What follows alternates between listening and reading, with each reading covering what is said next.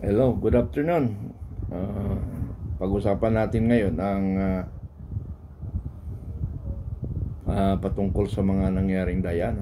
Pakinggan natin yung mga observation ni Atty. Glensyong at saka ni Atty. Respicio at magbibigay tayo comment. Magandang comment natin. Okay, thank you. So, pakinggan natin. Ito muna ang pakinggan natin. Ang nagbilang ay yung hacker. Hindi na yung makina ang nagbilang ay yung hacker. The reason why we have automated elections, gusto natin mapabilis. Hindi pa tama na meron tayong ganitong class computerized system. Wala akong problema para mapabilis. Actually, ang difference lang naman ng automated counting at saka manual counting is yung basa A, basa B, tapos sulat. Yun din na dapat ang gagawin ng automated counting machine. Decision mo, mag-i-score siya. Ang problema kasi kapag automated counting machine, parang basketball. Pero hindi mo alam yung running score. Malalaman mo lang after 7 p.m. At magbibilangan lang ng sobrang split second after 7 p.m.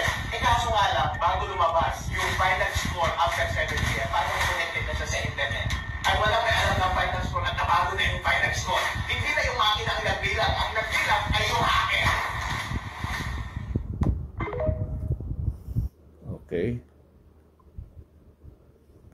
Ayan, nakakabahala po.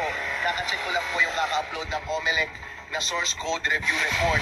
Hinanap ko po doon yung hash code ng naka-install na software doon sa automated counting machines na nakita ko nung final testing and sealing day. Hinanap ko po doon, pero doon sa audit report, ang na-audit lang nila ay hanggang sa 3.4 version. Yung naka-install po doon sa automated counting machines ay 3.5 version. Kaya yung hash code na nasa machine ay 0438. Yung 0438 na hash code na yon starting ay wala sa mga hash codes na nakalabas doon sa audit report ng source code na nilabas ng COMELEC.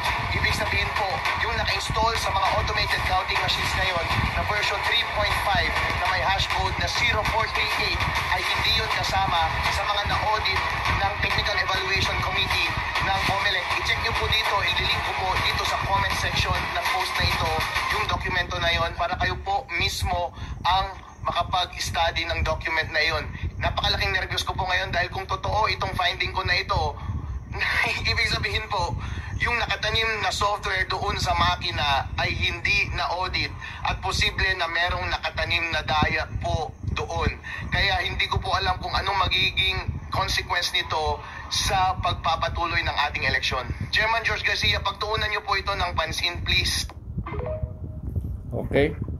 So, narinig natin, So, matindi talagang dayaan. So, kailangan natin kumilos, magkaisa tayo. Hinihintay lang natin yung hudyat. Ang alam ko, bago mangyari ito, si Vice Sara Duterte ay kikilos na. Magtatandem sila sa balita ko lang si Amy Marcos. Ngayon ang talaga ni Amy Marcos ngayon ay talagang tutulong na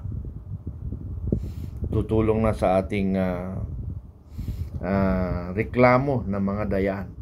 Sana magkaisa tayo, matulungan natin ang ating bayan. So pakinggan rin natin ang opinion ni Atty. Glensyong. Pakinggan natin. Hinihingi namin sa kanila, bilangin namin ang boto na nasa QR code ng resibo.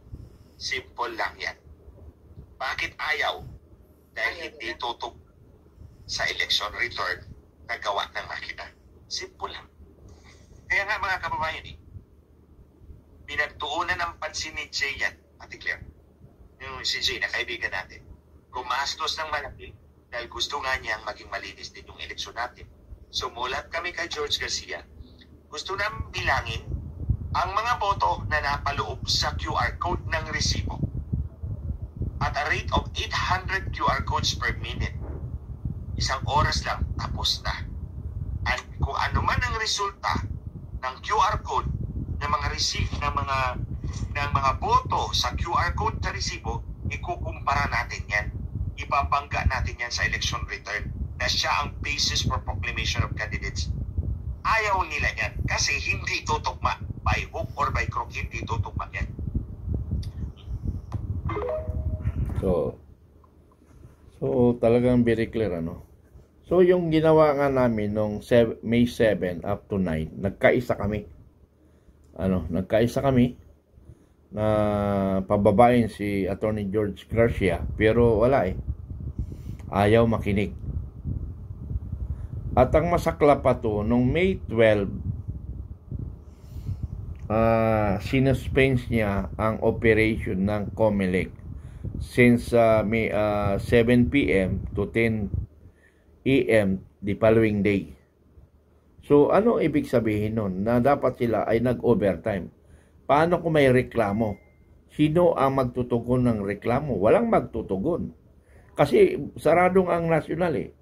So, ibig sabihin, nakapending ang mga reports, mga returns because saradong nasyonal eh.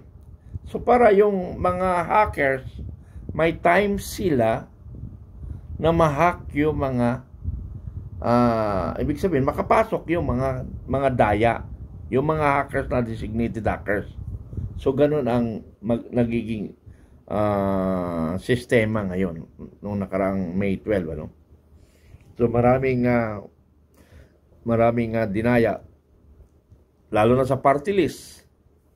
Ang mga party list na kasangga ni Pangulong Duterte, napakahirap pumasok. Pinasok na lang nila ang youth kasi alam nila na mahirap dayain. So halos yun lang ang nakapasok na talagang diehard for Duterte. Talagang may mga masamang balak. Pero magantay na lang tayo, ano? Magantay na lang tayo, mga kaibigan. Tuloy-tuloy lang tayo, magpatuloy tayo.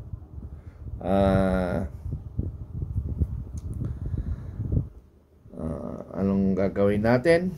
Nag-aantay lang kami ng mga coordination na pagkakaisa sa meeting na kailangan lahat tayo magkaisa. Mahintay kami ng panawagan ni Senador Amy Marcos at saka ni Vice Sara Duterte sa pagkakaisa. Magtulungan tayo kasi yun ang kailangan natin eh, pagkakaisa. Nung May 8 nga, May 7, talagang sinamahan ko ang mga nagpoprotesta sa COMELEC headquarters. Magdamag tayo doon, nagbabantay para naman ipakita natin na bilang isang leader ay sinasamahan ang kanyang mga tauhan. So ganun ang leader. Huwag natin basta sila iwanan. Kasi nga kung may kailangan silang emergency, mayroon silang matatakbuhan. No. So marami nga kami nun. Marami kaming nagsakripisyo para lang ipakita sa tao na dapat ang tao rin makiisa sa mga nangyayari sa ating bansa. Yung reklamo ni Senador Amy Marcos ay isa rin yun na humihiling ng tulong, lalo na yung mga Marcos loyalists. Sa totoo lang, mga kaibigan, yung Marcos loyalists na kababata ni Marcos Jr. ay narito na sa atin, nakikiisa na at nag-aantay na lang ng tamang panahon.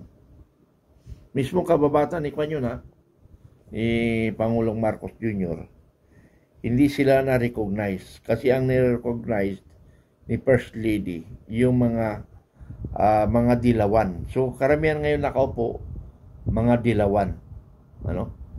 Mga dilawan ang nakaupo ngayon. Kaya tayo ay magkaisa dahil yung Marcos loyalists kasama na natin. Nakigrupo na sa atin. So, kailangan natin yung hiling ko lang sa lahat ng mga kasama natin na naniniwala sa katotohanan, sa Facebook wall ninyo, sa wall ninyo maglagay kayo ng panawagan ninyo pagkakaisa. Pagkakaisa lang kailangan natin. Sabi ko nga sa inyo, narito kami ni Supremo para pamunuan kayo, ngunit may kulang kami na isang requirements lang ang kulang ko. Isang requirements lang ang kulang ko para pwede nating masunod ang gusto natin mangyari. Yun lang yun, mga kaibigan. At nag-remind lang tayo paulit-ulit ito, pero wala tayong magawa kundi magbibigay lang ng information at education. Maraming salamat. Bye-bye.